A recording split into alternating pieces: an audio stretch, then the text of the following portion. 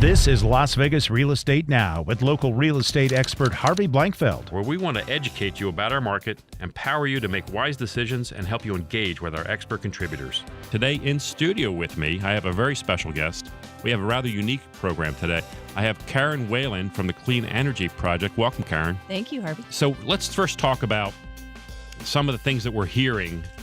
First of all, about the idea of deregulation here. Let's talk about that. Just get into some of the nuts and bolts of what's actually going to happen here. Right. So if Question 3 passes, Question 3 would require the legislature to create a retail competition in the electricity market. So right now, the way you buy your electricity is NV Energy produces the electricity, or they buy it on the market, and then they move it through the transmission system and the distribution system to your house. And that whole process of buying electricity for your home or business is done through NV Energy. And what Question 3 would do would be to open up that market at the retail area so that you wouldn't necessarily be buying, you would have choices for buying your electricity. So there would be other suppliers that would come in and offer you electricity and potentially other services as well. There are 22 states in the country that have either full or partial retail choice at this point, and Nevada is one of the states that's considered a state that has partial retail choice, because we've got what's called the 704B customers, the large customers that have large load on the system.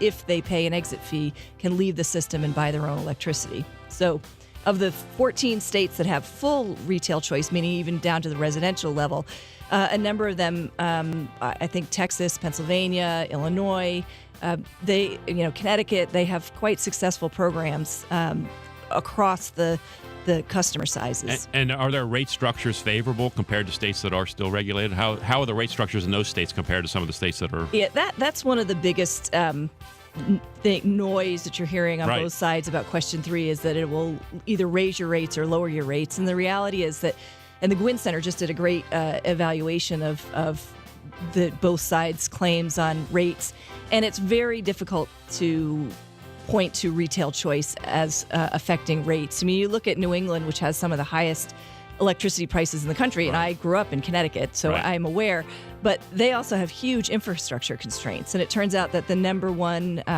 factor in electricity rates is the price of natural gas.